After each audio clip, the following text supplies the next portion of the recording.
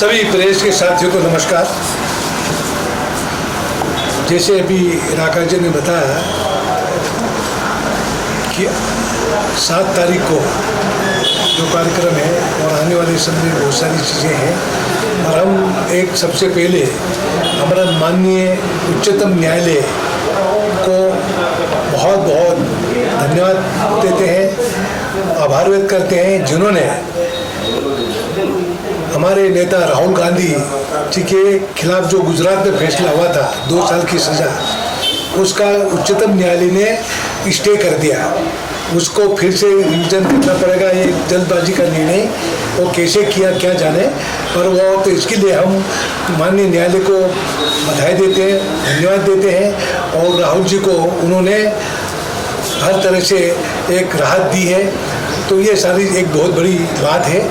उसके साथ ही आज हमारे अखिल भारतीय कांग्रेस कमेटी के अभियान समिति के रूप में मुझे भी यहाँ पर अध्यक्ष नियुक्त किया था।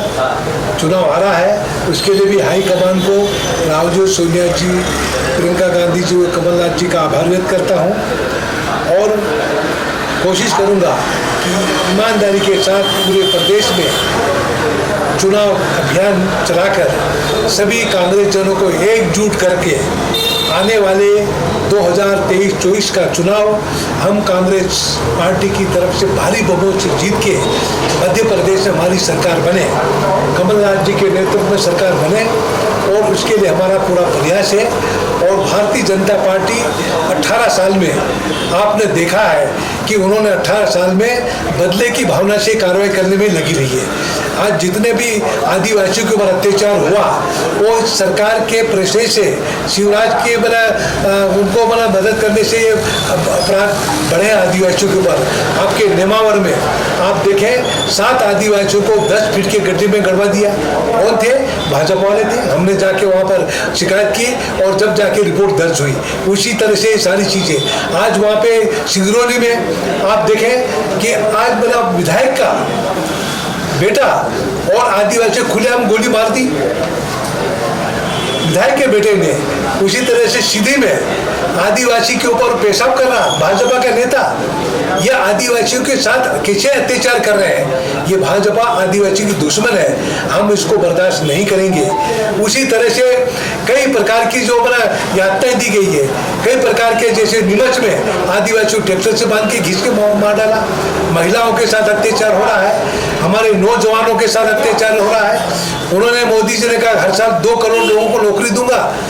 सरकार में आने के बाद सरकार से मोदी जी भूल गए। आज 2 साल में 200 लोगों को नौकरी नहीं दी मोदी ने। और शिवराज जी बड़ी बड़ी बातें करते हैं, मामा भांजी और हमारे सभी ये करके उन्होंने इसी में समय पास कर दिया और घोषणा पे घोषणा करते रहे। इसलिए शिवराज जी को कहते हैं घोषणावीर मुख्यमंत्री, प्रदेश के घोषणावीर मुख्यमंत्री के नाम से फेमस हो गए। तो ऐसे झूठे झूठे आश्वासन देकर उन्होंने 18 साल तो राज कर लिया, पर अब मध्य प्रदेश की जनता उनको बर्दाश्त नहीं करेगी। उन्हें पूरे परेशान हो गए, हमारे आदिवासी परेशान, किसान परेशान, मजदूर परेशान, नौजवान परेशान। उन्होंने आदिवासी को जो कर्जा माफ करने की बात की 50,000 तक का माफ करने की कहा था, 15 जो लाख रुपया माफ कर उनको लोगों को खाते में जमा करें ये कहा था। उन्होंने 1 रुपया नहीं जमा करा, उन्होंने एक काम नहीं किया, फिर घोषणाएं करते गए।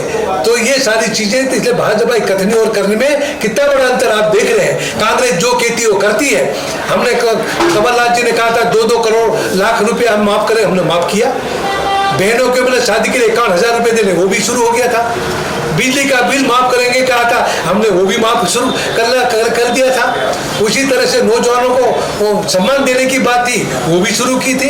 पर भाजपा इसमें बौखला कर, हमारे एक अच्छी भली सरकार कमलनाथ जी थी और भाजपा के 2-2 करोड़ में 30-30 करोड़ में उन्होंने विधायक खरीदे। और विधायक करके सिंधिया को सबसे पहले खरीदा, ज्योतिराज सिंधिया ने 25 विधायकों को 30-30 करोड़ की लालच देके वो ले जाके सरकार गिरा दी।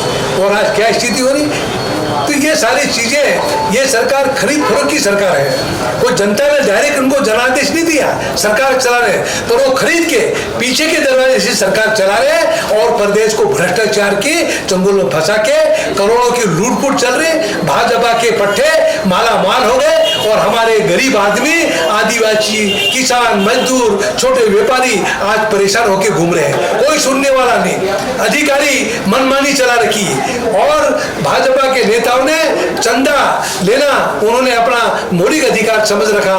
तो ऐसे चंदा खोर सरकार का अब ज्यादा दिन चलने वाली नहीं है। और ये सारी चीजें और निकट समय बहुत जल्दी आ रहा है और कांग्रेस सरकार बनेगी।